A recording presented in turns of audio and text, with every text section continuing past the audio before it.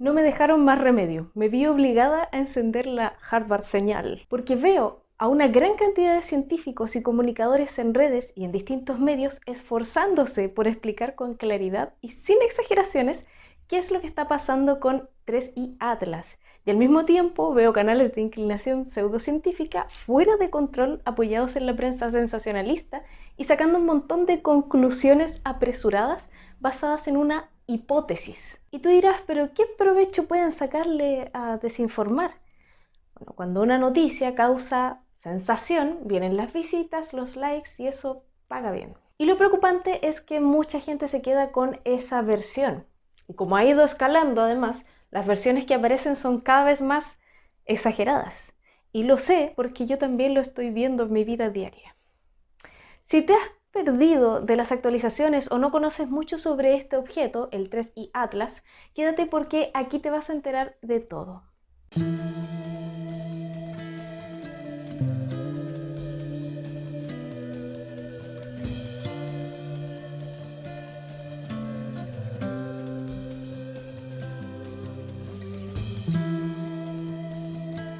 Hola a todos, soy Vale y he estado algo desaparecida por aquí en el Robot de Platón y también en mi canal Ciencia en Arte. Me disculpo por eso, ya les contaré más. O si son chismosos pueden ir al Instagram de mi canal Ciencia en Arte y ver mis historias. Ahí voy contando en qué proyectitos estoy trabajando.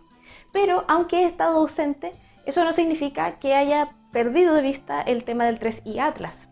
Tampoco es como que pueda dejarlo de lado aunque quisiera porque todo el mundo está hablando de eso y en mi trabajo he tenido que hacer un montón de videos sobre el tema. Pero lo que me llama la atención es que alrededor de este tema uno de los argumentos que más se repite y que me deja con cara de ¿qué? Es, y esto no lo dice cualquiera, lo dice alguien de Harvard. Y ahí los que son más entendidos en el tema dicen al menos el nombre de Avi Loeb. Y esto me recuerda un poco a la falacia de autoridad. ¿La han escuchado? Que es básicamente creer que algo debe ser cierto solo porque lo dijo una persona con prestigio o título importante, sin mirar la evidencia que lo respalda.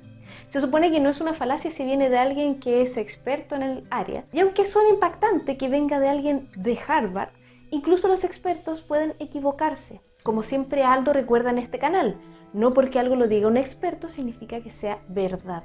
La ciencia no se construye sobre opiniones, sino sobre evidencia. Y la evidencia hasta ahora apunta a que el 3i Atlas es probablemente un pan con jamón, un cometa, sí, un aburrido cometa. A mí me parece fascinante, pero parece que para algunos solo vale la pena si es una nave alienígena.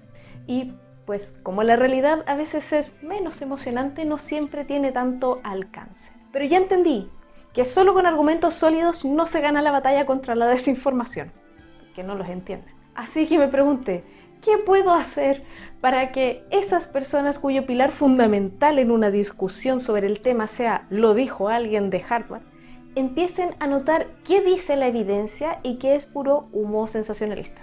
Y entonces se me ocurrió una idea. Si esto de ser de Harvard tiene tanto peso para las personas y están prestándole tanta atención a un experto de Harvard, yo voy a tener dos. Sí, así que prendí la Harvard señal y entrevisté a dos astrónomos increíbles que ya han hablado muchísimas veces sobre este tema en televisión y medios. Así que les agradezco porque amablemente aceptaron volver a contarme qué sabemos realmente sobre el 3i Atlas y las ideas de Avi Loeb. Así que les quiero presentar a Diego Mardones y César Fuentes, ambos PhD, es decir, con el grado de doctor en astronomía por la Universidad de Harvard, y actualmente académicos del Departamento de Astronomía de la Facultad de Ciencias Físicas y Matemáticas de la Universidad de Chile.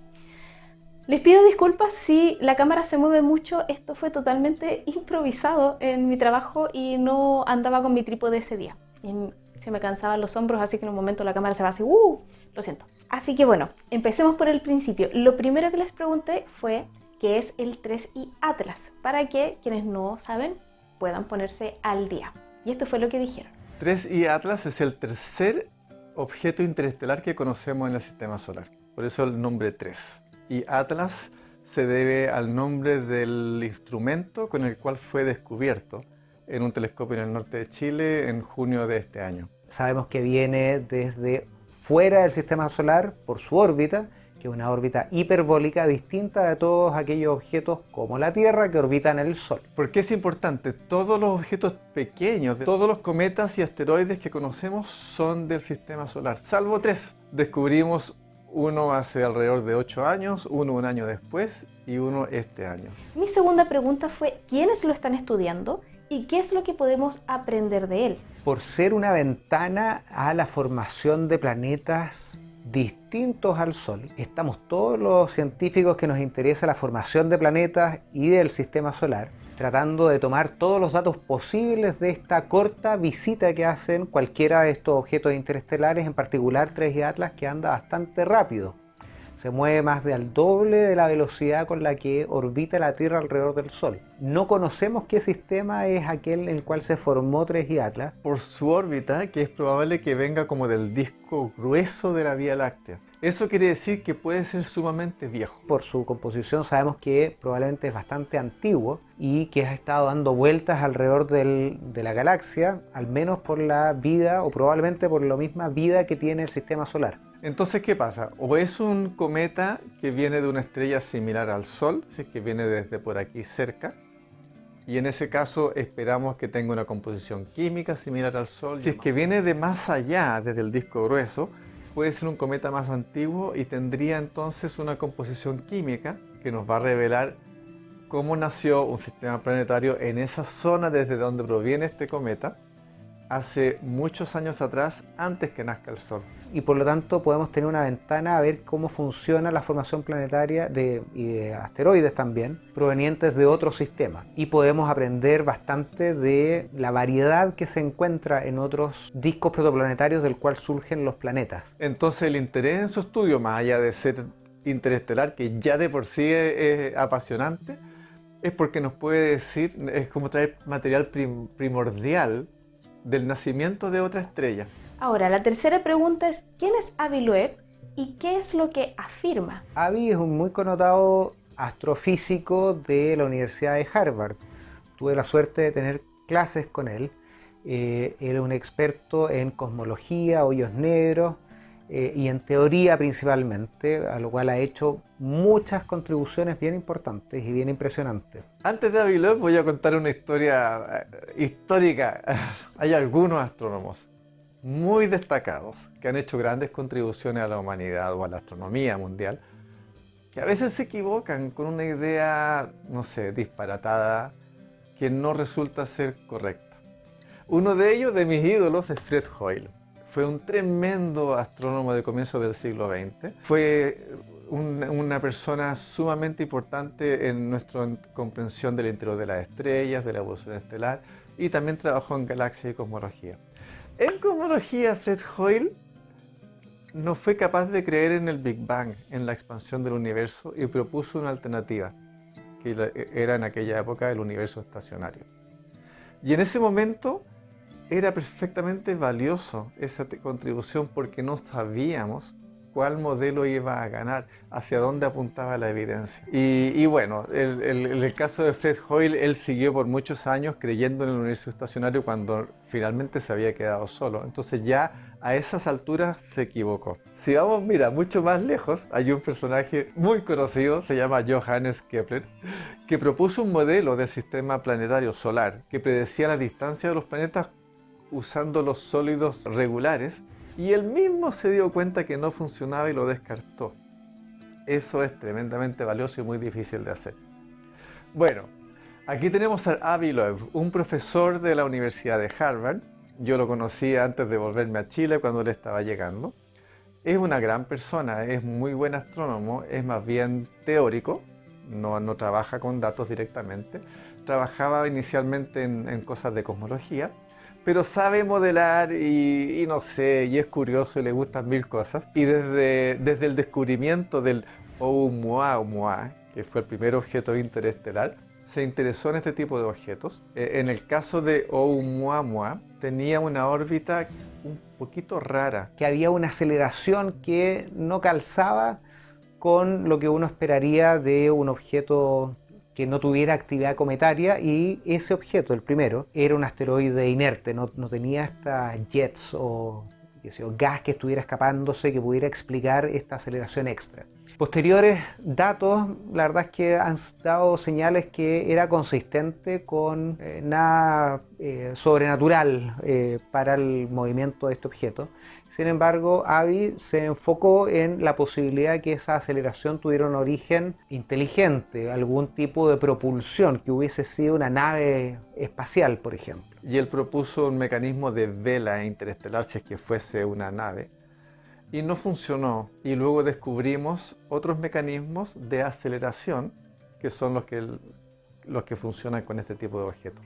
Uno siempre puede suponer que una roca es un objeto inteligente y uno puede suponer que si uno no encuentra el circuito es porque es muy avanzado, por ejemplo. Entonces hay que hacer la distinción ahí entre lo que es ciencia y lo que no es ciencia. Ciencia es cuando uno dice algo que puede venir otro científico que en algún experimento probar que estoy equivocado. Por eso que estos objetos interestelares son tan difíciles o tan dados para hacer estas ideas o tirar estas ideas exóticas, porque como desaparecen después de un tiempo, hacen muy corta la ventana de observación. Y ante eso, lo más seguro, desde el punto de vista del método científico, es, ante varias explicaciones, quedarse con la explicación que es más simple, que en este caso, con el caso de Oumuamua y en el caso de Borisov, que tienen explicaciones bien harto más fomes y harto más pedestres y harto más probables y totalmente naturales, que no requieren hacer una hipótesis tan difícil que tiene tanto peso como que fuese una nave extraterrestre. El objeto 3I Atlas tenía algunas peculiaridades que le llamaron la atención al Avi Loeb y que estadísticamente son incoherentes, digamos, no son probabilidades bien calculadas. Son probabilidades calculadas de la forma que emocionan al público, pero no de una forma que satisfacen los criterios estadísticos de un matemático serio. Algunas de esas cosas son que se aproximaba a Marte y a Júpiter, que pasaba cerca del Sol justo en el lado opuesto de la Tierra, y el Avi Loeb se emocionó con objetos extraterrestres, digamos, con alguna civilización que vino a estudiarnos con argumentos estadísticos erróneos. Lo increíble es que tiene una tribuna enorme, en parte porque ha tenido grandes recursos para dedicar a estudios, incluso de, no sé, de esferitas de vidrio en el océano diciendo que provienen del espacio cuando se demostró que no provenían, pero estaba bien estudiarlas. Y en este caso, lo que a mí me impresiona es que él mismo, en un artículo que publica hacia fines de julio de este año, dice explícitamente en el artículo: yo propongo esto, que es sumamente poco probable. El mismo Avi Loeb dice en su artículo: esto es tiene una probabilidad ínfima de ser correcta, pero si fuese así, ¿cuáles son las consecuencias?